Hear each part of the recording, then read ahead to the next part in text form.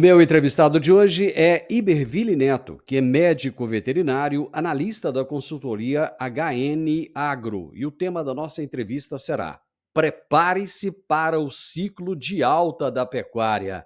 Iberville, prazer ter você aqui. Seja muito bem-vindo. Olá, Divino, é um prazer e muito obrigado. Cara, eu fiquei já feliz da vida só com o título da nossa prosa, porque, pelo que eu percebi aqui, parece que vem notícia boa por aí, né? Divino, a velha questão, né? A gente não tem a bola de cristal para saber quando que esse ciclo vira, mas a gente está cada vez mais perto de um momento mais promissor para o mercado. E justamente o que gera isso é essa fase difícil que a pecuária tem enfrentado nesses últimos anos. Então, 2022, 2023 nós tivemos a maior queda de janeiro a agosto da história, pelo menos desde o início do Plano Real. Agora, 2024, o mercado começou com uma oferta incomodando ainda, mas preços relativamente mais sustentados, caíram, têm caído um pouco, mas estão mais sustentados, pelo menos frente à oferta, perto do que a gente viu ano passado. Então, a nossa expectativa é que venham menos bezerros aí pela frente, esse ano, o ano que vem um enxugamento um pouco maior, e isso acaba mudando um pouco o ânimo do criador e o ciclo dá aquela mudada de cara. É o que a gente espera. Eberville, dentro da nossa audiência, nós temos produtores rurais, pecuaristas, profissionais, engenheiro agrônomo, veterinário, e nós temos pessoas que não são do agronegócio. Eu gostaria que você explicasse o que é o ciclo pecuário, e eu acho que essa explicação ela é importante porque eu vi, inclusive, pecuaristas questionando se realmente existia esse tal de ciclo pecuário. O que é isso, na verdade? Isso, Divino. O ciclo pecuário tem sempre essa polêmica, entre aspas, né? Sempre tem. Porque a gente tem inúmeras variáveis que acabam influenciando nos preços. Mas o ciclo pecuário é o grande norte aí quando a gente fala de mercado. E o que é o ciclo? Os ciclos são momentos de maior ou menor oferta de gado gerados por momentos melhores e piores de preço. Então, o que acontece? Entre 2019 e 2021, vamos pegar um exemplo palpável aqui para a gente ter essa linha de raciocínio e explicar para a turma. A gente teve uma fase de alta muito forte da pecuária. Então, entre 19 e 21, a gente via pecuária sendo comentada em todos os meios de comunicação, e apareceu música sobre pecuária. Eu gosto bastante de comentar essas músicas que surgiram os meninos da pecuária e etc. Então a pecuária estava em Isso. alta do ponto de vista de preços, né? E o que acontece nessas fases? Muito investimento. Então, na fase de alta, a gente está numa fase de alta, por quê? A gente estava naquela época, por quê? Porque o mercado estava menos ofertado. Aí o pecuarista quer investir mais porque ele está com preços bons, o bezerro está com preço bom.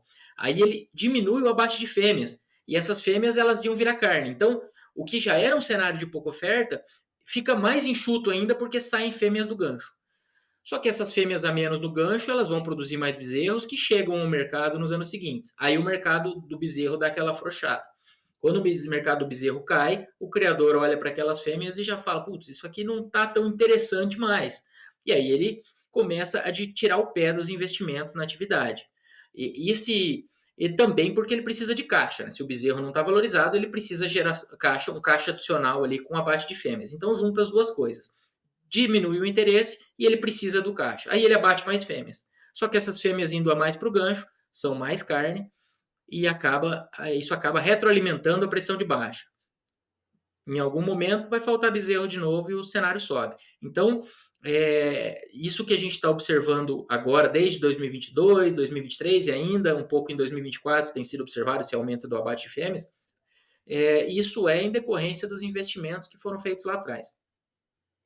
Eu gosto sempre de falar de um jeito bem facinho para as pessoas entenderem, para todo mundo entender, né? Quando eu fazia o curso de técnico agrícola, eu lembro que a gente ia plantar alface.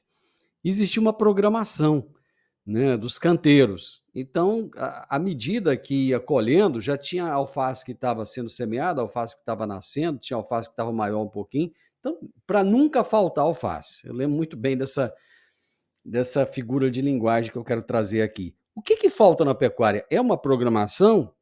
Porque, vira e mexe a gente percebe que se repete esse ciclo e acaba que o pessoal leva prejuízo aqui para ganhar depois lá e daqui a pouco vai acontecer de novo. É exatamente esse cenário que o pecuarista, às vezes, é difícil de ir contra, quase contra-intuitivo, né? Na fase que a pecuária está mais difícil, que é o momento atual, seria e é, na verdade, o melhor momento para quê? Para se investir na pecuária. Só que nessa fase o produtor não tem caixa, porque os preços estão ruins. Então, a leitura do ciclo, na nossa visão, é o que? Na fase de alta, esse produtor tem que fazer os investimentos para aumentar a sua capacidade produtiva ali, com pastagem, com uma reforma mais pesada de pastagem. Claro que pastagem tem que ser cuidado o tempo todo, mas uma reforma mais pesada ou investimentos em maquinário, etc. Mas também guardar caixa para as fases mais difíceis. E aí, essa estrutura, essa fazenda que cabe mais gado e o caixa da fase de alta, vão encontrar uma fase de baixa que vai ser muito mais interessante para esse produtor pegar o caixa que ele fez e passar relativamente melhor e também aproveitar para aumentar o seu estoque de arrobas. Então, agora, para o produtor que tem caixa e tem espaço na fazenda, é um momento que está muito interessante para adquirir arrobas, para que essas arrobas se valorizem nos próximos anos.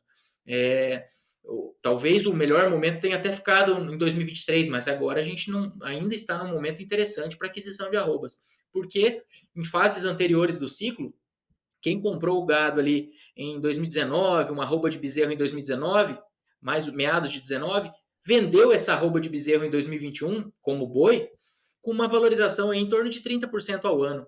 Então, o estoque de arrobas na fase de alta ele se valoriza, o patrimônio desse produtor em gado ele vai se valorizando. E isso abre essas oportunidades. Por que que na teoria isso parece tão fácil, mas na prática não acontece na intensidade que deveria? É porque realmente o falar, né, a teoria é mais fácil para quase tudo, né, Divino? Quando a gente fala isso, eu sempre pondero que exatamente essa sua ponderação, eu falo isso direto. Na teoria é mais fácil, mas o produtor ele não precisa, vamos dizer, a gente não espera que o produtor fique exatamente com esse movimento, mas ele tem que lembrar disso, sabe? E lembrar disso, lembrar que a fase de alta não dura para sempre, lembrar que a fase de baixa também não dura para sempre, e a gente vai ter uma alta daqui a pouco. Esperamos que talvez até o segundo semestre de 24 um pouco melhor, ou de 25 em diante. Mas depois dessa fase vai ter outra baixa de novo. Então é isso que o produtor tem que ter essa perspectiva, que o mercado ele não vai ficar em alta para sempre, assim como ele não vai ficar em baixa para sempre. É, e aí, quando a gente pega, por exemplo, um produtor que vendeu o bezerro lá na fase de alta, tirou, vamos dizer, tirou o dinheiro de um bezerro do caixa, em caixa, né? Pegou o valor de um bezerro e pôs num CDB da vida aí, rendendo seus 10% ao ano livre. Vamos fazer uma conta rápida. Em 2 anos, esse produtor foi comprar o bezerro em 2023, outro bezerro, com aquele mesmo caixa de um bezerro, ele comprava dois. Por quê? Porque esse dinheiro ficou aproveitando um cenário de juros em alta, que afeta o agronegócio negativamente como um todo, mas se esse dinheiro ficou em caixa, ele estava se beneficiando, entre aspas não, se beneficiando desse momento. Aham, E aí sim. depois esse caixa veio valorizado para comprar arrobas. Então, quando a gente está na fase de alta, é interessante de transformar arroba em dinheiro. E a fase de baixa é dinheiro em arroba. Comprar na baixa e vender na alta. É o mais básico de qualquer mercado. E como você bem ponderou, na teoria é mais fácil que na prática. Mas é algo que o produtor tem que tentar lembrar. Na alta, aquela alta não vai durar para sempre. Então, guarde caixa. Lembre que vai vir um momento um pouco mais adverso pela frente. Assim como, no momento atual, seria o momento, dentro do possível, desse produtor estar se preparando para vender mais gado ali na frente, que deve ter preços melhores. Justamente nas estações de monta mais adversas, que os bezerros saídos delas costumam ter bons preços lá na frente. A estação de monta agora de 23, a estação de monta de 22 foram estações de monta com menos investimento, com diminuição do uso de ATF, por exemplo. Ou seja, isso deve impactar o volume geral de bezerros que vai nascer adiante, consequentemente beneficiar preços. Tem um problema nosso do passado que nos acompanha até hoje, eu acho que ainda vai acompanhar por um certo tempo, Iberville, que o brasileiro ele não tem educação financeira. A gente não aprende isso na escola. né? E a gente tem que aprender isso na vida, tem que aprender na prática, né? E é muito mais complicado quando você não sabe a teoria e é obrigado a colocar na prática aquilo que você não aprendeu, né? A gente acaba apanhando muito, né? Então essa educação financeira, ela faz com que o brasileiro perca muito. Isso na agricultura, na pecuária, no comércio, na vida, né? A gente sempre mistura o CPF com o CNPJ e isso faz com que o brasileiro continue perdendo ano a ano, né? A educação financeira ela poderia ser melhor em todos os aspectos da vida do brasileiro, né? Quando a gente fala, trazendo aqui para a pecuária tem uma questão, pensando em gerenciamento, em estratégia do negócio, uma questão, é, vamos dizer, que já é quase uma pegadinha, né? Que é a depreciação da pastagem. Quando a gente fala de uma agricultura, o produtor coloca aquele dinheiro em custeio, o grande custo dele é semente, adubo, etc. Ele joga aquilo tudo, aquele investimento, aquele custeio naquele ano e tira em grãos. É muito mais fácil dele avaliar. A parte de custos fixos é relativamente menor. Agora, quando a gente fala da pecuária, não. O produtor reforma uma pastagem, aquela pastagem vai durar 10, 20, 50 anos, se, se feita a manutenção correta. Pastagem, a gente está falando de uma cultura perene. Então, ele não, muitas vezes não considera como deveria esse custo da pastagem e isso acaba. Por que ele não considera? Ele não considera porque isso vem via depreciação. Então, se você for reformar uma pastagem hoje, você vai ter o desembolso. Daqui 3 anos, essa pastagem ela tem o seu custo, ela tem que ser considerada dentro do seu sistema. E muitas vezes o produtor não considera o custo da pastagem porque está pago, né? O pasto está pago, como ele diz. Então, isso, quando ele precisa reformar essa pastagem, ele não tem o caixa, que seria essa depreciação ao longo dos anos, que deveria ser provisionada. Então, assim, na agricultura, todo o dinheiro sai todo ano, ou uma grande parte do dinheiro sai e Uhum, volta quando a uhum. gente não tem uma quebra. Na pecuária, não. Na pecuária, essa depreciação de pastagem ela acaba não sendo um desembolso. Ela é um custo, ela tem que ser considerada, ela tem que ser lembrada, mas ela não é um desembolso. Então, o produtor muitas vezes negligencia um pouco isso. E isso, a gente costuma falar que a pecuária permite que o produtor quebre aos poucos. A agricultura já a pancada já é mais seca, assim, É de uma vez uma só, né? vez, uma quebra de safra num cenário meio alavancado, a gente tem um problema muito grave. A pecuária, ela normalmente permite que esse produtor arraste isso por mais um tempo. Isso, por um lado, é positivo, porque o produtor tem que aproveitar esse tempo, essa Uhum. gordura que a pecuária dá, para melhorar o seu sistema e evoluir. Mas muitas vezes isso acaba sendo usado da forma negativa, como vamos dizer, uma muleta aí para o produtor deixar de fazer uma coisa um pouco mais profissional ali, que seria o ideal. E aí, sempre que a gente fala isso, Divino, quando a gente fala, às vezes, é sempre bom ponderar que aqui não é que de dentro do escritório, a gente trabalha com pecuária lá em Mato Grosso do Sul, minha família trabalha com pecuária, mas não, aqui como consultor, não é aqui do escritório que eu quero ensinar o produtor como trabalhar, sabe? Não é esse o objetivo. O objetivo é só lembrar desses pontos aí que muitas vezes são negligenciados. É claro que muitas vezes o produtor está tendo resultado sem considerar a depreciação, porque está fazendo tudo certinho zootecnicamente, economiza nas suas despesas, faz investimentos que trazem retorno e não sabe exatamente quanto custa. Também existe isso. Tem gente que ganha dinheiro sem saber exatamente quanto. Mas tem muita gente, eu diria que talvez a maioria, por negligenciar um pouco a parte gerencial, acaba tendo resultados aquém do que acha que está tendo. Você está no escritório, mas eu tenho certeza que a sua bota tem cheiro de estrume, né? Veterinário e de Aquidauana, Mato Grosso do Sul, né? Eu nascido ali no Portal do Pantanal. A gente é o apelido de Aquidauana. Eu até falei isso porque existe, lógico que existe aquele consultor de escritório, né, que não tem a prática, mas tem um consultor que ele tá ali no dia a dia também, ele tá pisando na bosta do boi, né? Então ele sabe do que ele tá falando, ele sabe da realidade. Você falou que não tem bola de cristal para prever quando é que essa mudança acontece, né? Mas assim, dá para arriscar quando é que a virada de mercado deve acontecer? Divino, a nossa expectativa é que 25 já seja um ano consistentemente melhor. 2024 Na média do ano, ainda é possível que a gente tenha um mercado um pouco mais promissor ali na segunda metade do ano. Tá? Esse começo de 2024 ele começou com uma oferta de fêmeas muito superior até que a gente esperava. A gente não estava no radar esse aumento de oferta. No primeiro bimestre, para ter uma ideia, a gente teve um aumento de 26% na oferta entre machos e fêmeas. E isso gerou uma disponibilidade interna de carne, quando a gente pega o que foi produzido, menos exportação, mais ou menos 26% maior do que no mesmo período do ano passado, no primeiro bimestre. E por que eu estou falando isso? Estou falando isso porque a gente tem uma produção maior, tem exportações maiores, mas tem muita carne ficando a mais no mercado doméstico. E mesmo com essa carne a mais, o preço do boi no atacado e no varejo ele está relativamente sustentado. Aí alguém vai ouvir isso, vai estar me xingando ali. O mercado está pressionado desde o início do ano. Tá, mas quando a gente pega uma queda de 6% perto, pensando em referência a São Paulo, a queda foi 6 e pouco por cento, média janeiro versus média parcial de março. Perto do que a gente teve entre julho e agosto ali do ano passado, por exemplo, a gente está falando de um mercado relativamente sustentado. Ainda mais quando a gente põe na história aí que a gente está com 26% a mais de disponibilidade de carne no mercado doméstico. Então, onde que eu quero chegar?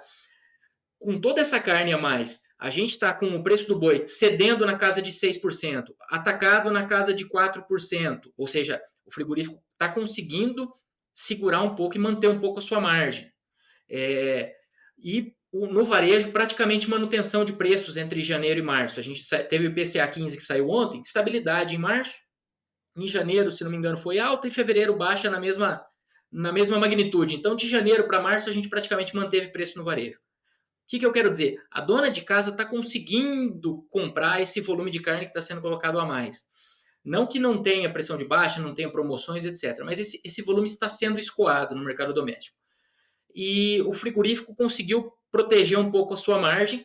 O grande problema dessa história tem sido a oferta de gado a mais. E aí sobra para o pecuarista com a queda maior no primeiro elo.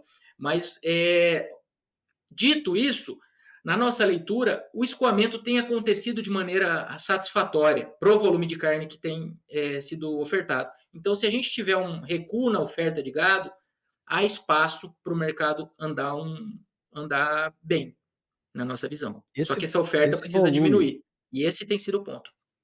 esse volume de fêmeas abatidas, não era esperado? Divino, nessa magnitude a gente não estava esperando, não. A gente, quando pega o primeiro bimestre, se pegar só as fêmeas de abates oriundos de abates de inspeção federal, desculpe, o CIF, né, o famoso CIF do mapa, nesses dados parciais a gente teve um aumento aí de fêmeas no primeiro bimestre na ordem de 38%, se eu não estou fazendo confusão com os números. E aí o consolidado fêmeas e machos ficou em 26%. Então, esse acréscimo todo não estava no nosso radar, pelo menos não nessa magnitude.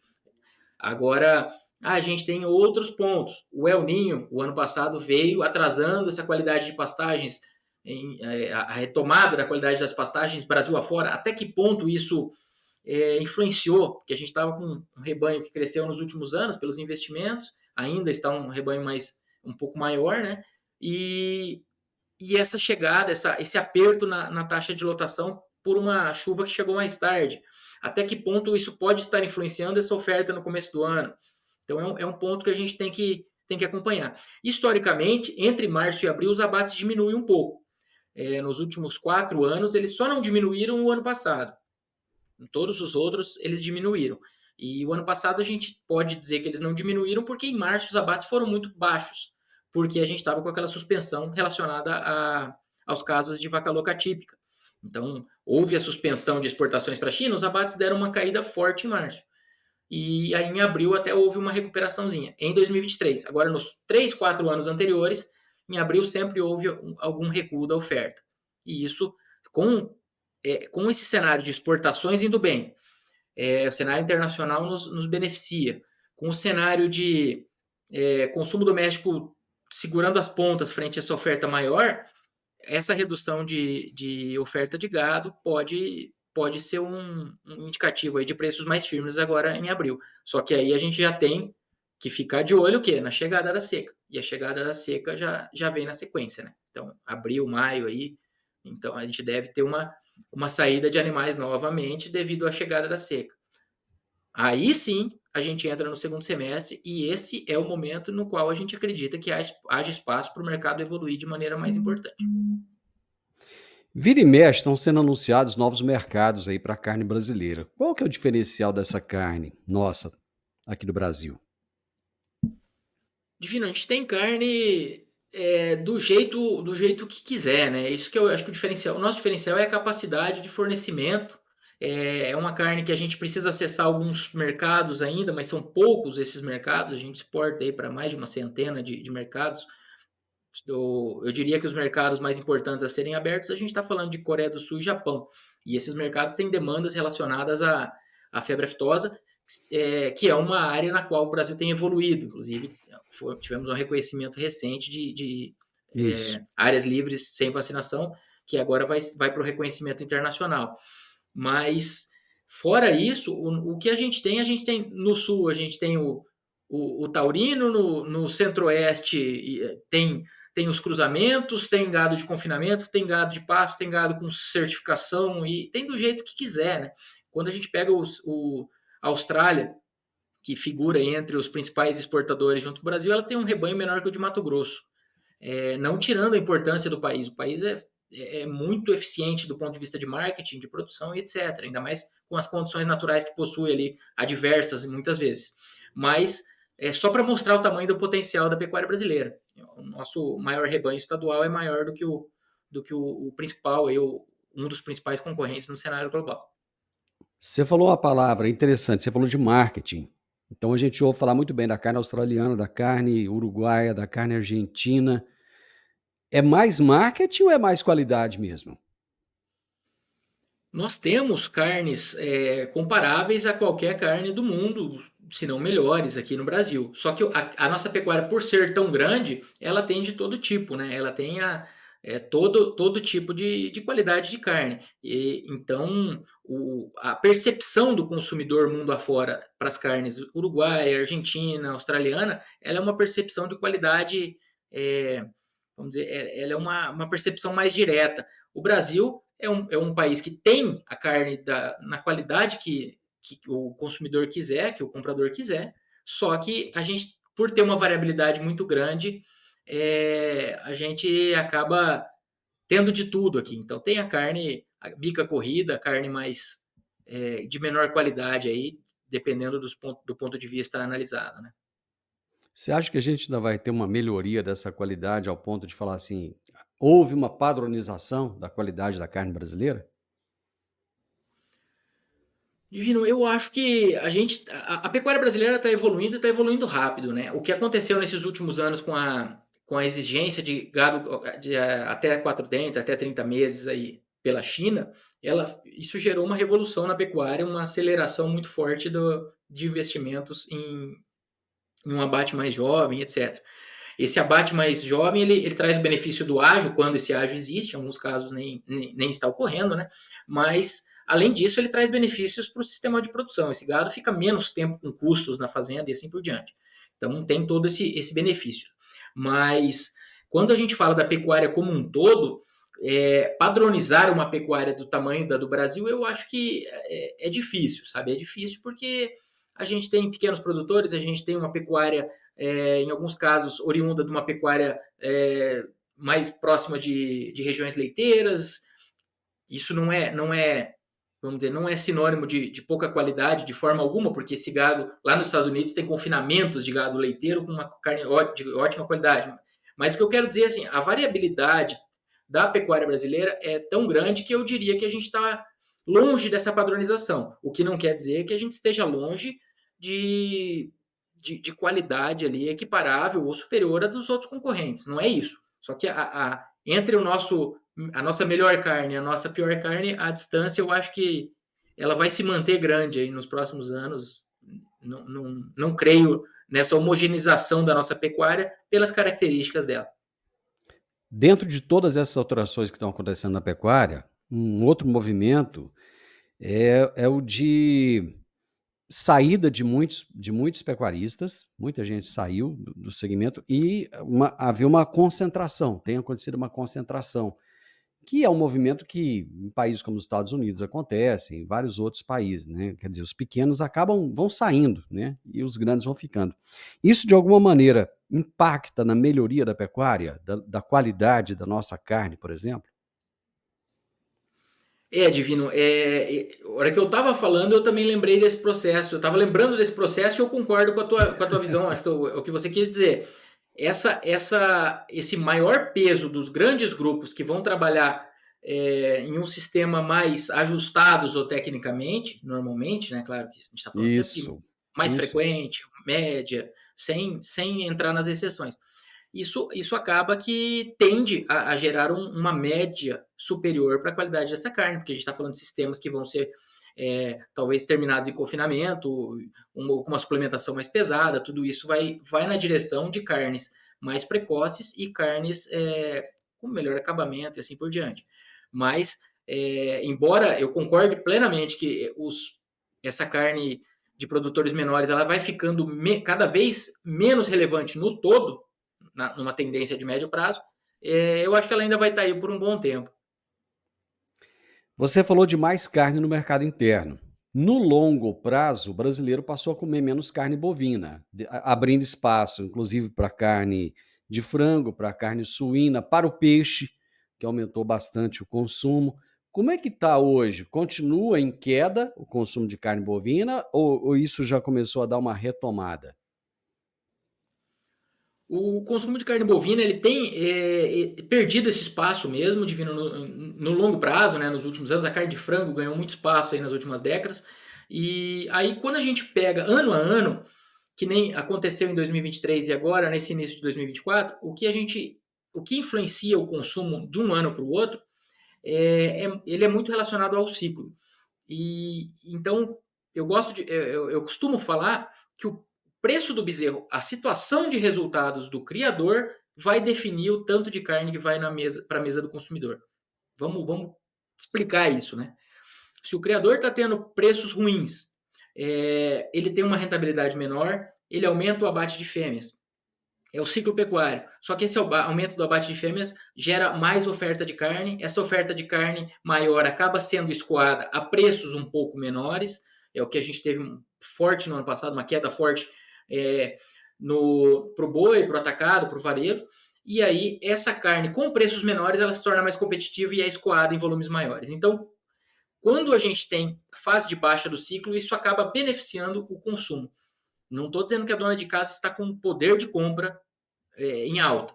Mas isso é o quê? Isso é uma necessidade que a cadeia tem de escoar essa produção maior. Então, nas fases de baixa do ciclo, a gente tem mais carne disponível, essa carne acaba gerando um consumo doméstico maior, porque a exportação geralmente não consegue absorver todo o aumento. É o que a gente chama de elasticidade preço. O preço cai, gera aumento de consumo. Então, a dona de casa, quando chega no mercado e essa carne está mais barata, ela acaba ficando mais propensa, conseguindo levar mais carne para casa. E também outros fatores influenciam essa opção no supermercado, que é a concorrência com outras proteínas, e aí o frango ele normalmente é mais barato, normalmente não, ele é mais barato que a carne bovina, mas em alguns casos ele está mais competitivo ou menos competitivo. Essa diferença é um ponto que influencia também a opção e assim por diante. Agora, a título de comparação, agora em março, aqui usando preços no atacado, mas 1 Uhum, quilo de dianteiro bovino dá para comprar 2 quilos de carne de frango congelado.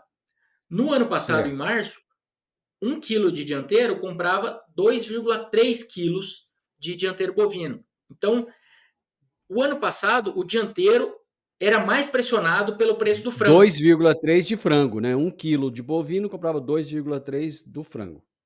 Exatamente. E hoje essa relação está em 2. Se a gente voltar lá em Uhum. 2021, 1 quilo de dianteiro dava 2,8 quilos de carne de frango.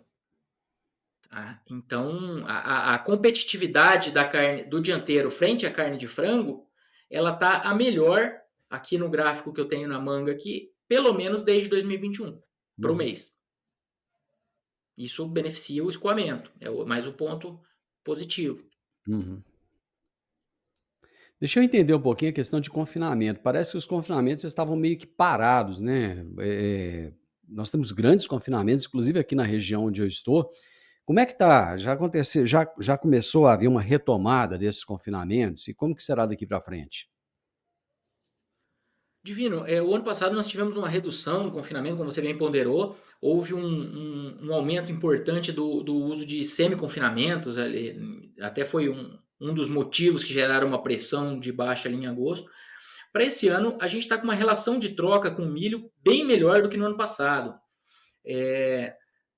Por exemplo, deixa eu pegar aqui agora em março, com uma arroba de boi gordo é possível comprar 3,7 sacas de milho. No ano passado, essa relação estava em 3,4. Tá? Então a gente está quase 10% melhor e a melhor relação dos últimos 4 anos, pelo menos. Então, isso, como quando a gente fala do confinamento, a gente tem o boi magro como principal custo e depois vem a alimentação como o segundo principal custo. Dentro da alimentação, o item mais relevante, via de regra, sempre há as exceções, mas via de regra acaba sendo o milho. Então, quando a gente fala de relação de troca arroba com milho, a gente está falando de uma boa parte da viabilidade do confinamento, pensando naquele produtor que já tem o gado. Se o produtor vai comprar o gado, aí a gente entra na relação de troca com boi magro, que é uma outra conta aqui. Mas para o produtor que já tem esse gado e vai colocar em confinamento, a gente está com a melhor relação de troca dos últimos 4 anos. Então, isso acaba sendo interessante. E quando a gente pega a curva de preços futuros, que deu uma melhorada nesses últimos dias, a gente está falando aí de um setembro de 240, outubro de 246, mais ou menos, né? Claro que isso varia dia a dia, mas o patamar atual,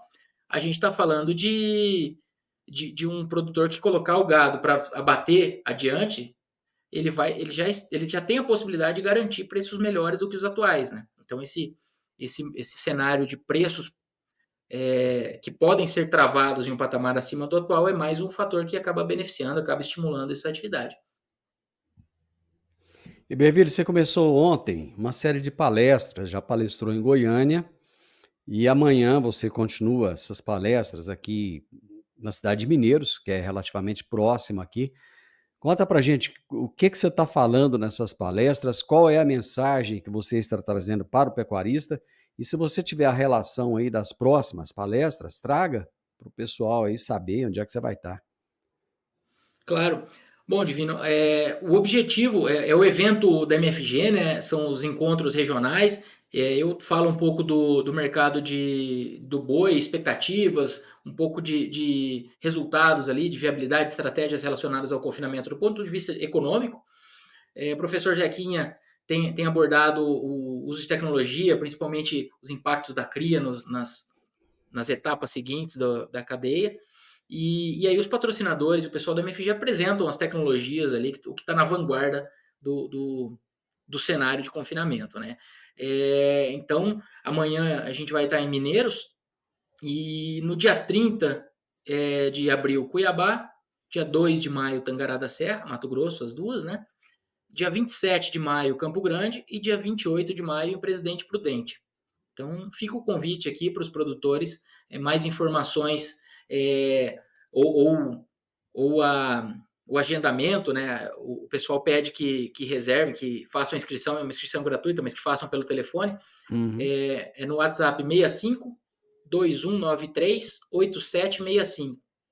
Ou nas redes sociais também da MFG, na HN Agro ali, nós temos também o direcionamento para o Instagram da MFG e lá tem o link também para quem quiser se inscrever gratuitamente. Acompanhar lá com a gente, trocar uma Parece-me, ideia. É um parece-me que prazer vocês, recebê-los pare- lá.